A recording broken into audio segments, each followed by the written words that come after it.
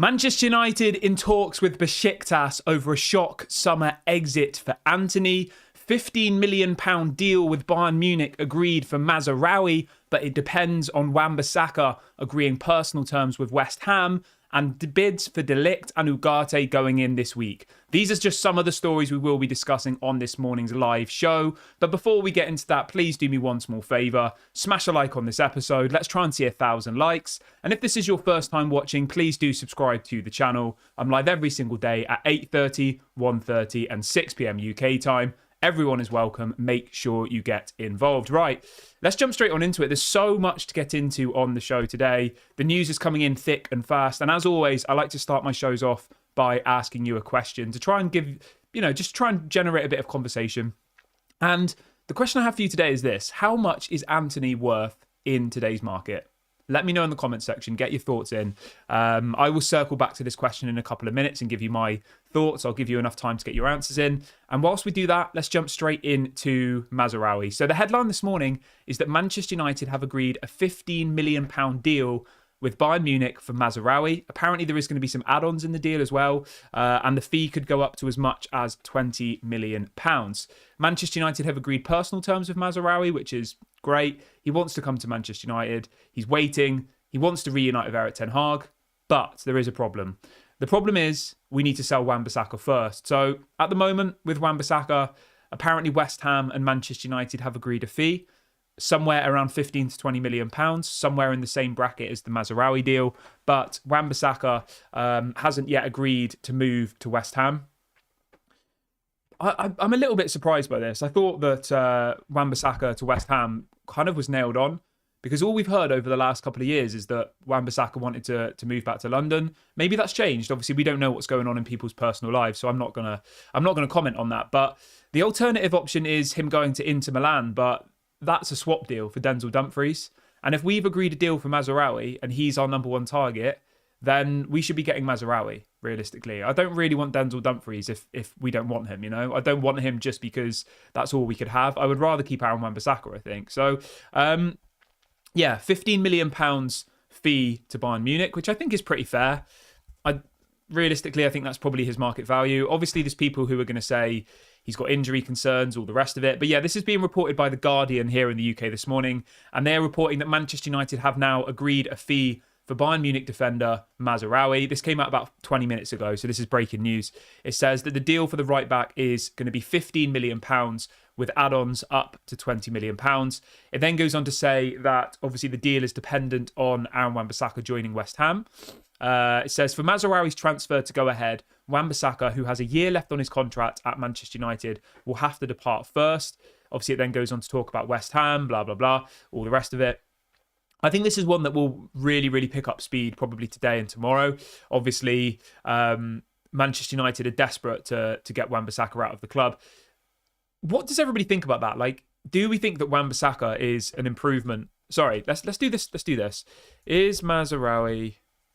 I've probably spelled his name wrong, but is Mazraoui an improvement?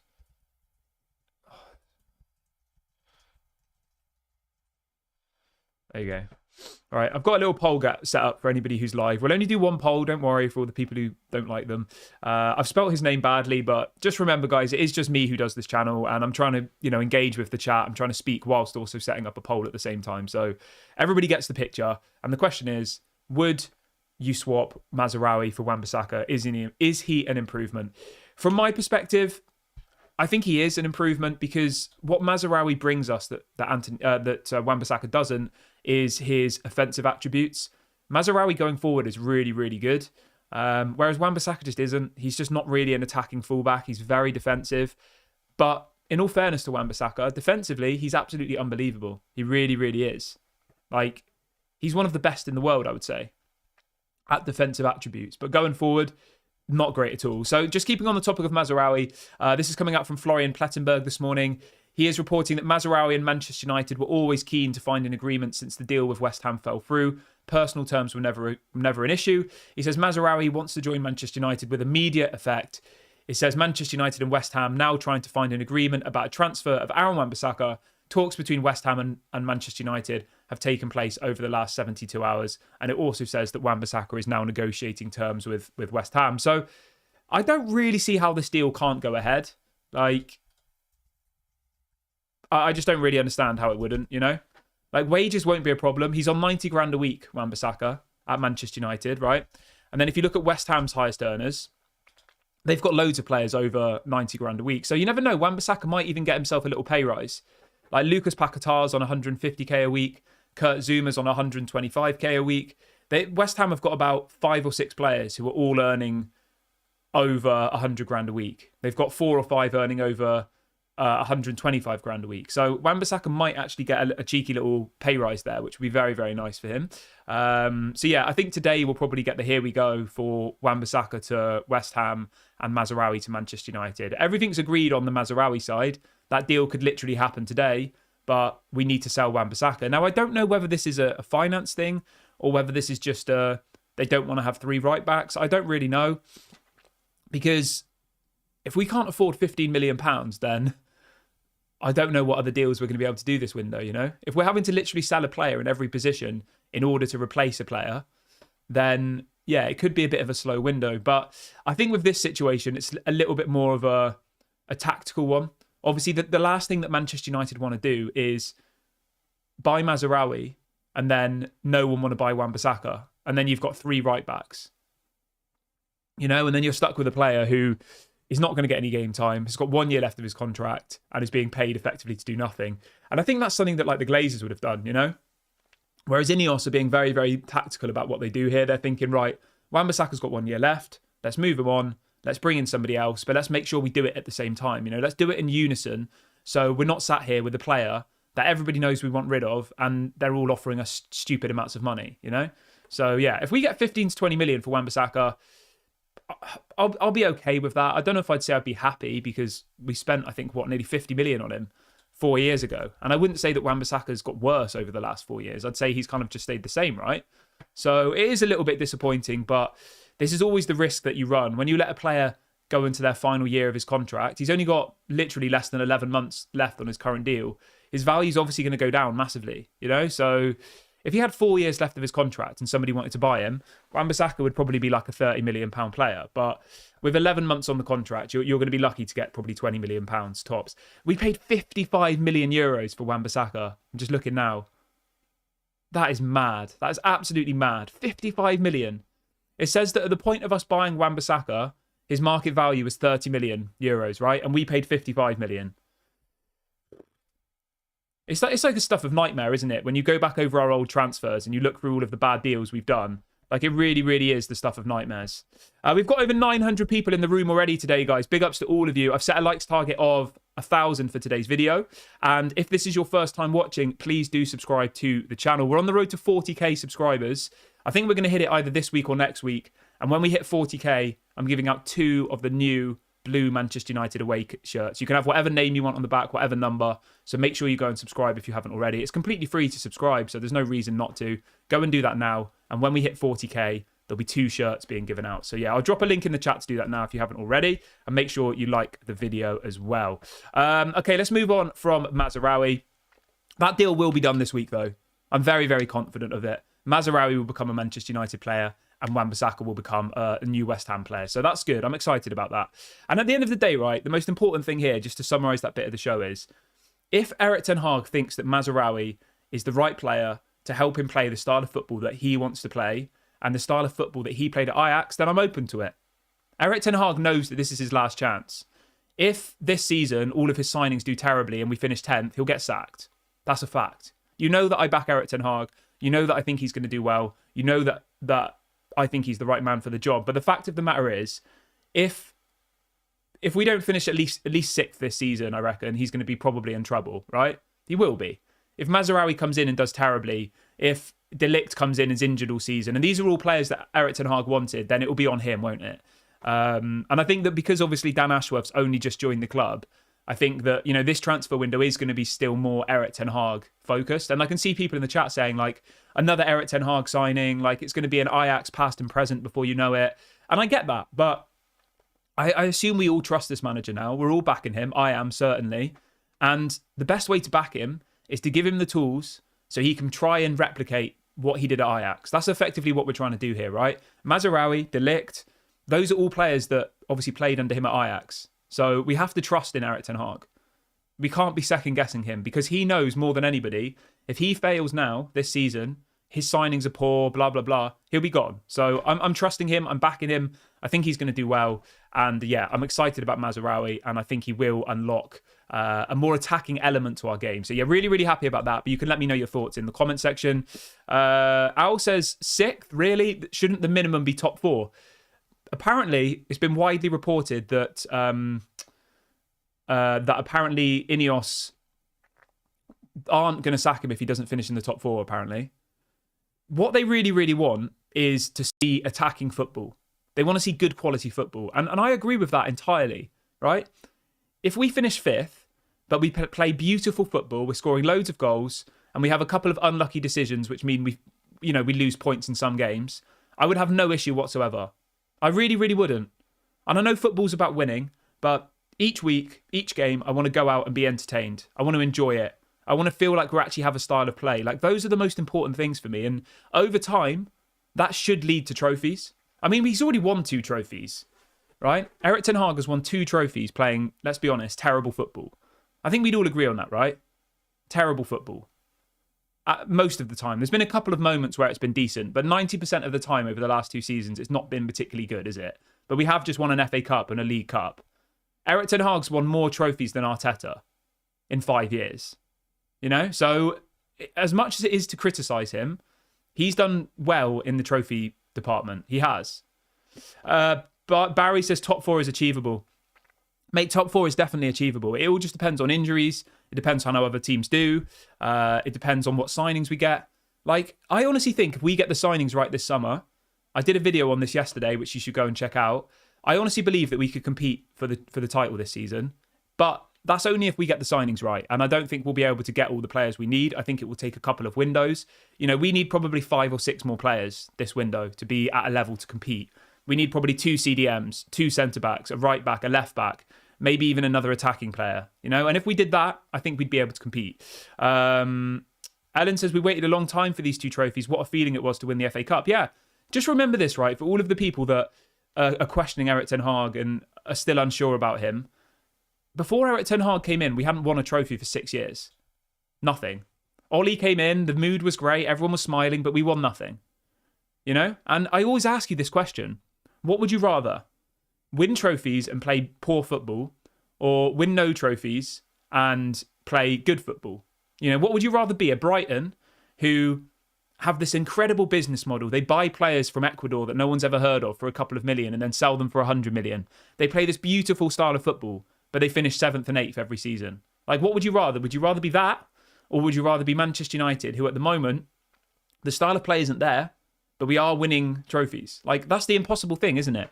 And I always think about that with Man City. Like, I know this isn't a Man City channel, but whenever I watch Man City, like, I actually genuinely find the football boring. It's really boring. They have 80, 90% possession and they just pass it around the whole game. Like, it's not entertaining to watch, but they win trophies. And I've even spoken to some Man City fans who are like, oh, I love Pep, I love the club, blah, blah, blah, but the football's boring, you know? But they'll still win a Premier League, they'll win the Champions League. Like, it's a difficult one, isn't it? And I think that the game is a lot more pragmatic these days, isn't it? But anyway, let's move on from that. Let's see what people are saying in the comment section quickly. Almost says, what is our style of play in 3 years? Because I don't know it. Well, it's been 2 years, mate. It's not been 3 years. We're going into the 3rd year now. And the thing you have to remember is, right, it takes time. It takes changing players. It takes, you know, to be able to implement a style of play. Like, it's not an overnight thing. And when you look at the team that we have at the moment, a lot of those players are players that were there from before, you know? Al says, I would like 80% possession. Yeah, that's what I'm saying. That's exactly what I'm saying, mate. Like, this season for me, we need to change the style of play. Okay, let's move on to Antony then, because I can see loads of people asking me about Antony in the comment section. So this is coming out from multiple different Turkish outlets. It came out, it broke late last night when I was sleeping.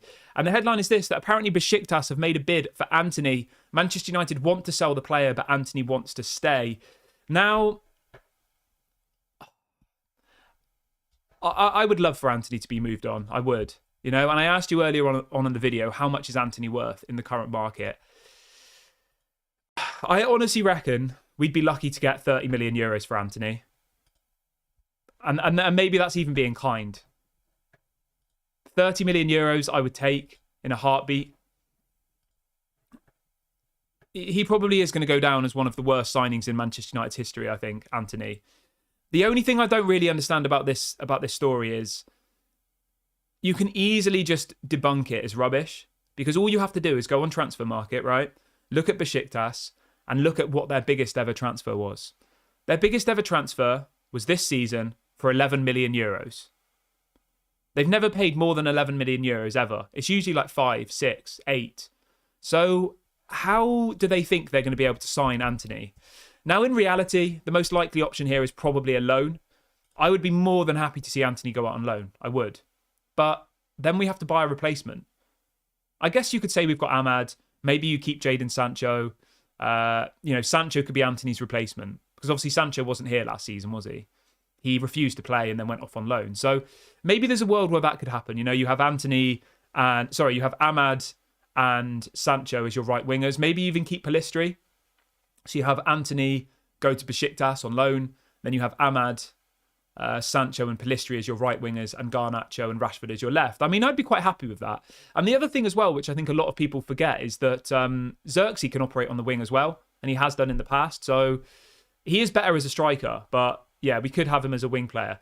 At the moment, I think the likelihood of Besiktas actually being able to afford to pay for Antony, very, very small. Very small. But there is an alternative here. Obviously, the loan is option one, which I think could work quite well. Loan him to the Turkish league. He'll probably go there and look really, really good.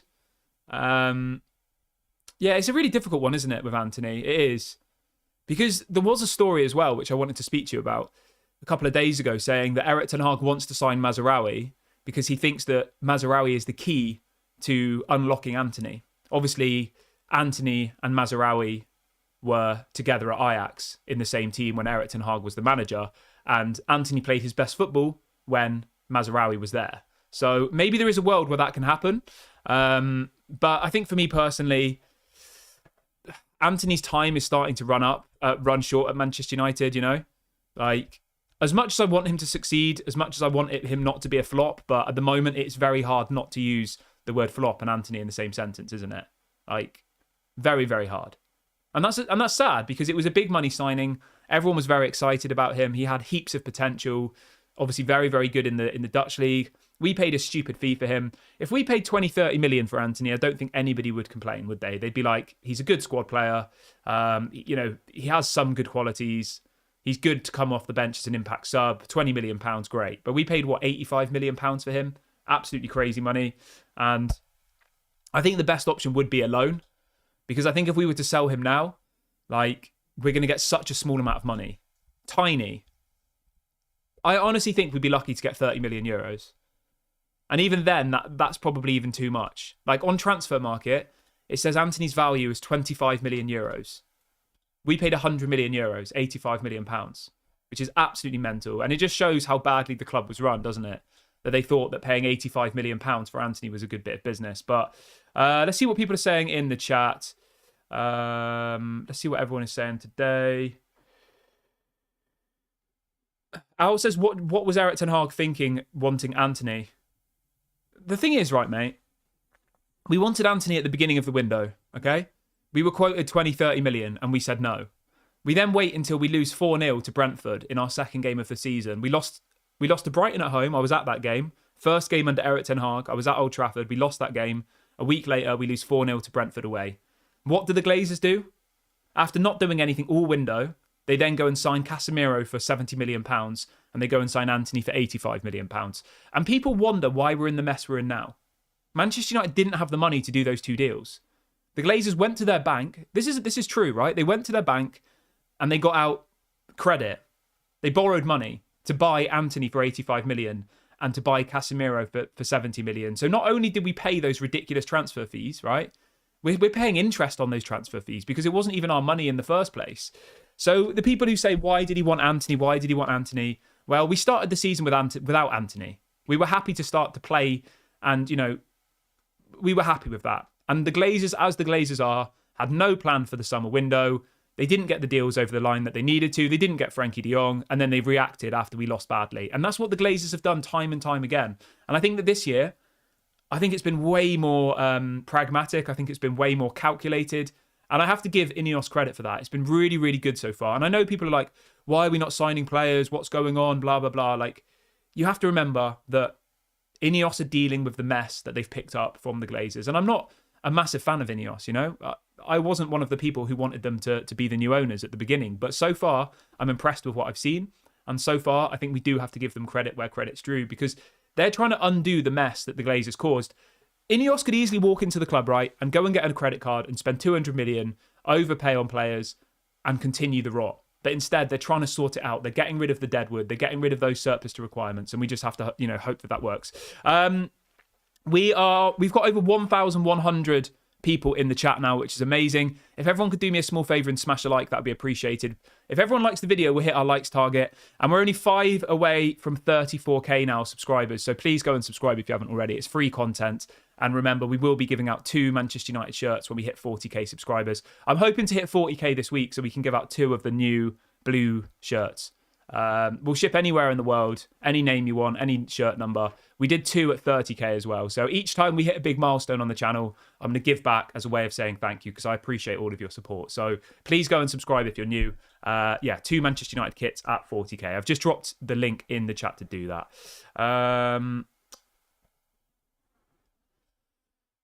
Okay, we've got a question coming in here. So the question is, I'm interested on your perspective on INEOS, actually, and why you aren't necessarily a big fan of them. What I meant by my comment was this. In the summer, I thought that the Qatari group was the better option for Manchester United, okay?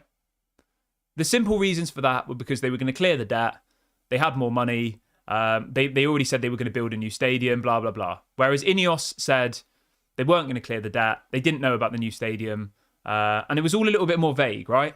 And that was why I thought the Qatari group, Sheikh Jassim, whatever you want to call them, were better options. But now that INEOS are through the door, I'm actually really happy with INEOS so far. I am. And I'm really, really confident that they know what they're doing. I'm confident that they're seeing us in the right direction. And as I said, the biggest example of that is, right, their ruthlessness in the transfer market. I know a lot of people really wanted Qatar because they said that they'd be ruthless. They said that they'd get rid of players. They said that they'd, cut ties with people. All you have to do is look at our outgoings this summer so far, right? And look at the decisions that they've made and the way that they've done it. So already this summer, we've got rid of 9 players, all of which needed to leave the club. Like, they could have given Martial a new contract. They could have given Varane a new contract. Varane could have stayed and we wouldn't have had to sign Lenny Yoro. That's what the Glazers would have done. They could have kept Donny. They could have kept... the only one I'm a little bit unsure about is Alvaro Fernandez. I don't know why we got rid of him. That's the one question mark for me. We sold him for €6 million, Alvaro Fernandez, and he's now starting for Benfica at left back, and we need a new left back. So that one I'm a little bit unsure about. But the thing we have to remember is, right, it's easy for me to sit behind a camera and say, why did we sell Alvaro Fernandez? Why did we do that? But we don't know what's going on in that in that player's life, do we? Alvaro Fernandez is obviously Portuguese. Benfica's the biggest club in Portugal. How do we know that at the age of 20, he said, you know what, I really would like to move back to Portugal. I've got family there, whatever, we don't know. So it's easy for me to say, oh, why did they sell Alvaro Fernandez? But maybe he wanted to go, maybe he thought he wasn't going to get game time. Maybe he was told he wasn't going to get game time. He was probably told, we've got Luke Shaw, Malacia, and Harry Amas is breaking through. You're not going to get any game time here. And he said, you know what, I'm going to go to Benfica. Manchester United put a massive sell-on clause and a buyback clause. And at that point, Luke Shaw and Malacia were all right, I think, weren't they? So it's easy for us to criticise that. But otherwise, I'm really, really happy with what I've seen so far. And I think they've got a lot of things right.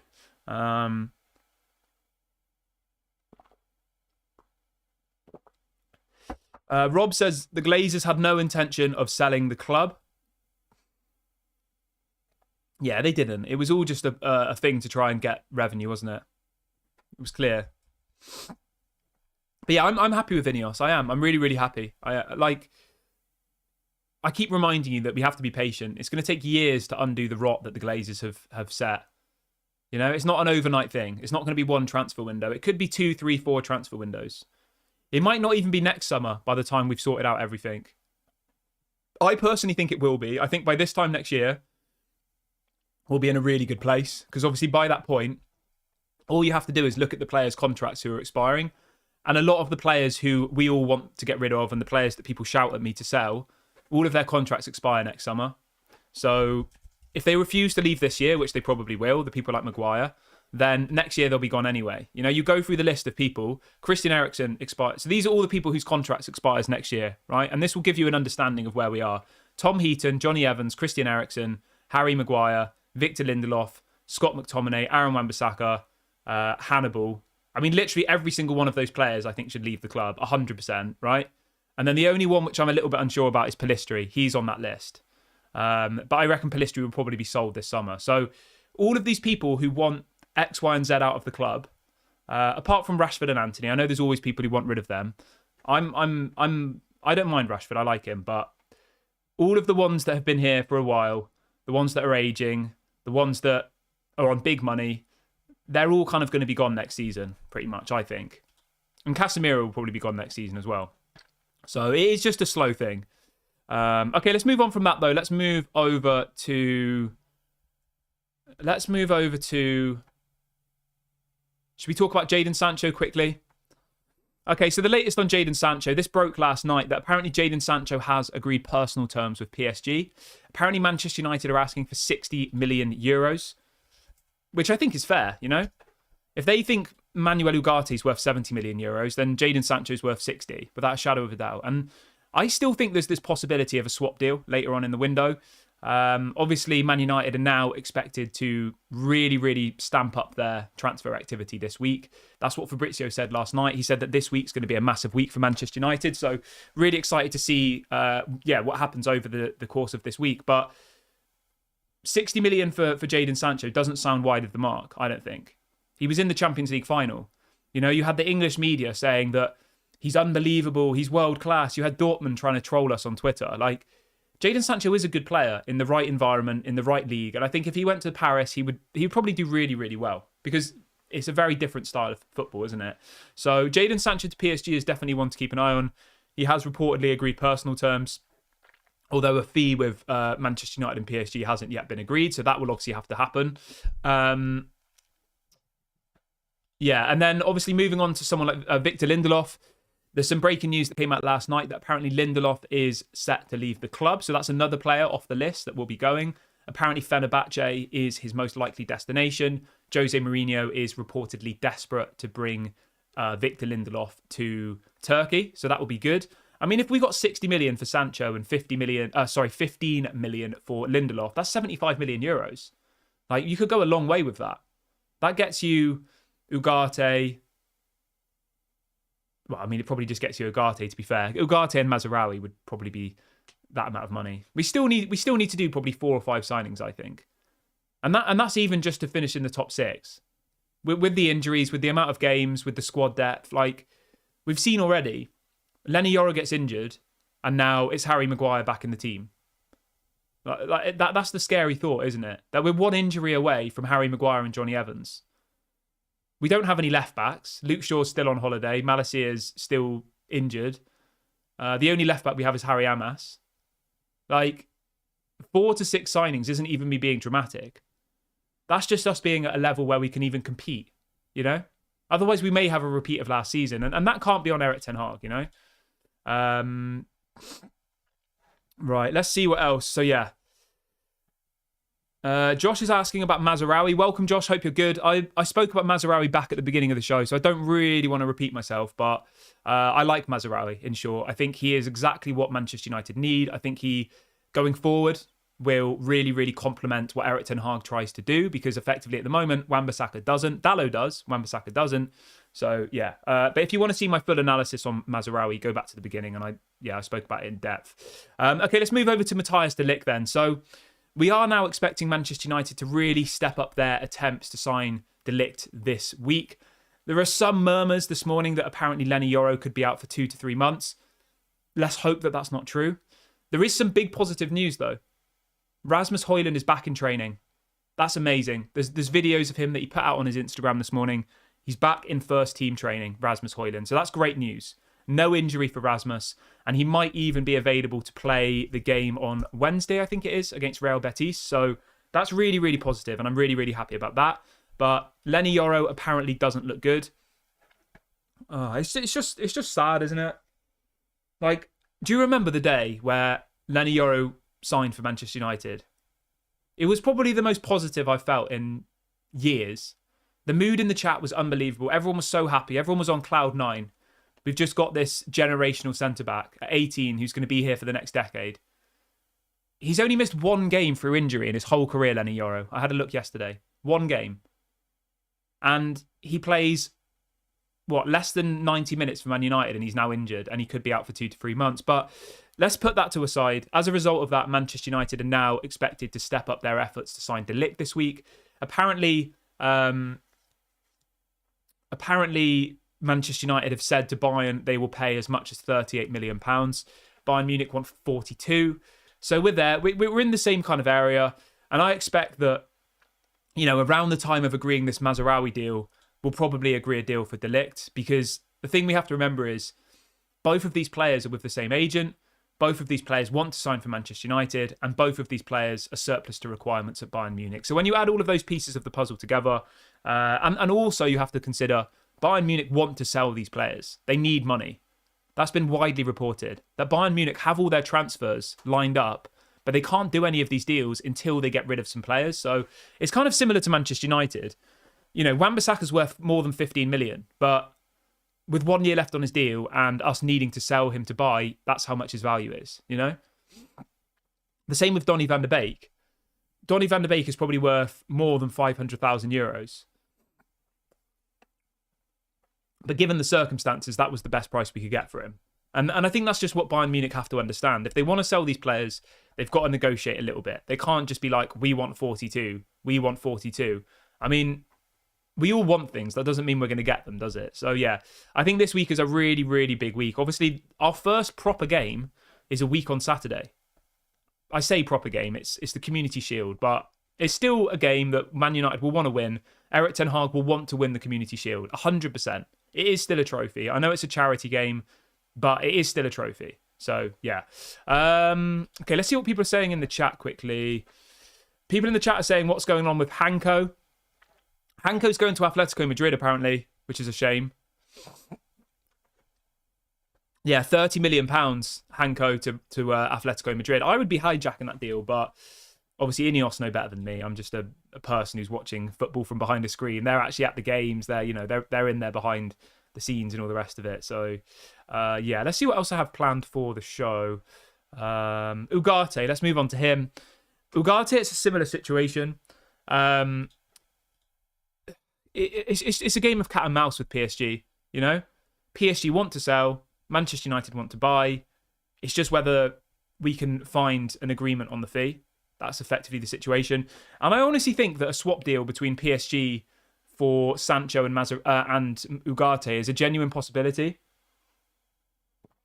They clearly want Sancho. They've agreed personal terms with Sancho. We want Manuel Ugarte. We've agreed personal terms with Ugarte. Like, why can that deal not happen? It should be able to happen. So, yeah, obviously we'll wait and see how it progresses this week, but Fabrizio did come out last week saying that this week coming is going to be a big one. Malps is saying about Pogba's witch doctor. Yeah, that was crazy, wasn't it? That story. I don't know how true that is. I think it was. Yeah. Somebody spamming clickbait. Nothing about Antony. If you go back to the beginning of the show, mate, you'll see the bit about Antony. I'm just going to remove you because you're annoying. Goodbye. Remove. How do I remove? Put user in timeout. There you go. You're gone. Okay. Anyway, let's move on from that though. Let's move over to. Where are we? Yeah, we've got someone in the chat talking about Antonio Silva. I honestly think that Antonio Silva is just a backup option, really. I think it's like a third choice centre-back. I would be very, very surprised if Manchester United go in for Antonio Silva. We know that they want the Ligt. It's so obvious. It's so obvious that he's the number one target. Branthwaite, De Ligt, and Lenny Yoro. Those were our 3 targets for the centre-back position. That's what Erik ten Hag wanted to do. He wanted Maguire gone. He wanted Lindelof gone. And if both of those players left, I think we would have gone all out for Branthwaite, De Ligt, and Lenny Yoro, you know? So it all just depends on outgoings at the moment. And as I said earlier on in the video, those players are stamping their feet in the ground, you know? The Maguires, the Ericssons, like, they've all got 1 year left of their contract. They're all happy earning 150k a week sat on the bench, you know? So, yeah. Macmillan says, have you seen Laurie Whitwell's post about the new stadium? No, I have not. I will have a little look now. Thank you for the heads up.